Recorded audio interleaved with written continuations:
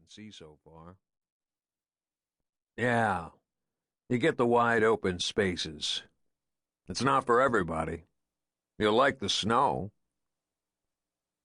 Antelope Valley was, in fact, the Siberia of the sheriff's department, but Hood had asked to be transferred here after some trouble in L.A. He wanted to forget and not be seen. He had been a bulldog in training, LASD homicide, for about 4 weeks, but it didn't work out. Then he had talked to Internal Affairs about a superior he mistook for an honest man, and who was soon to stand trial for 8 felonies.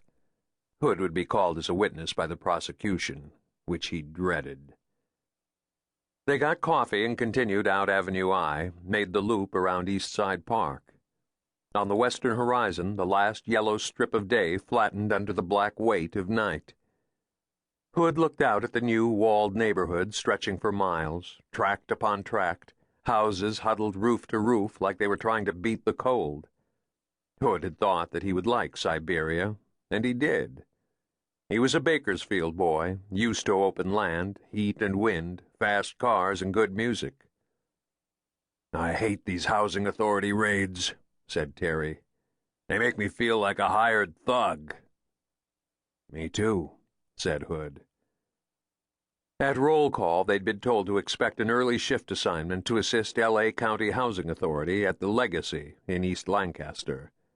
The Legacy was Section 8, federally subsidized housing. When the owners had a problem with tenants, they went to the Housing Authority, but HA officials had no real authority at all. They were not armed, could not make arrests or serve warrants. Tenants were not even required to allow them into their homes. But HA could request assistance from LASD deputies, and fear opens doors. Hood resented these assignments, which played out by class and race, the owners and renters, the landed and the poor, white and black. Dispatch called a drunken disorderly out at the Orbit Lounge, and a West Side cruiser rolled on it. Hood had quickly learned that the AV is flight country, from Edwards Air Force Base and Yeager and the Right Stuff, to the Stealth Skunk Works, to the huge commercial aircraft plants that once flourished here.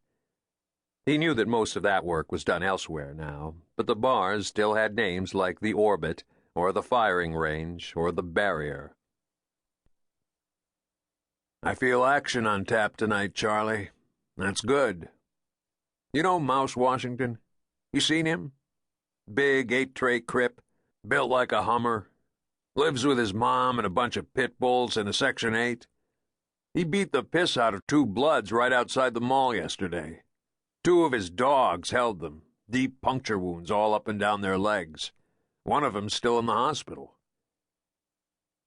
Hood, in his 6 short months up here in the desert, had seen that the gangs were thriving. There had been another killing just last week. A 17-year-old clicked up with 18th, standing on a street corner waving a big foam "New Home" sign shaped like an arrow. Hood had learned that these people were called human directionals by the developers who hired them, but most people just called them sign wavers.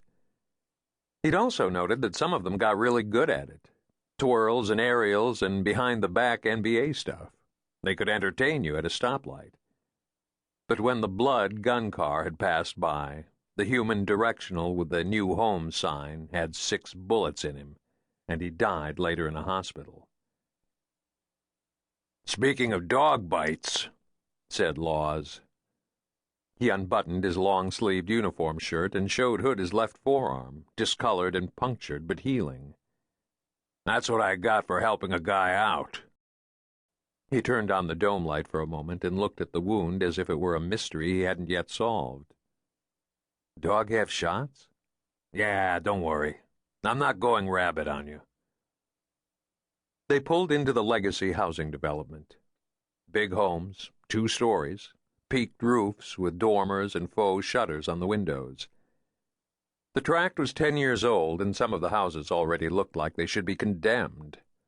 The desert ages buildings and people twice as fast as anywhere else.